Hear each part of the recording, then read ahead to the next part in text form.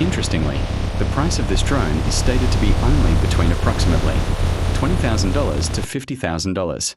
But the question is, when was this drone made? Why was it made? And why is it proving to be so effective in modern warfare? Shahid 136.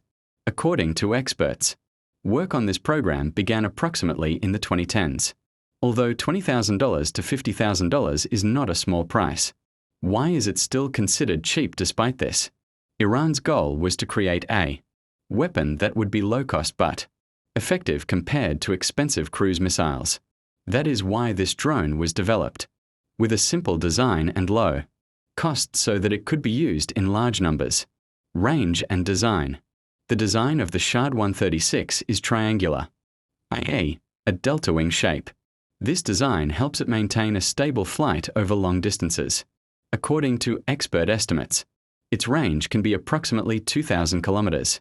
Iran uses this drone very vigorously in its warfare, and in recent years, the name of this drone has been heard particularly more during the Ukraine war.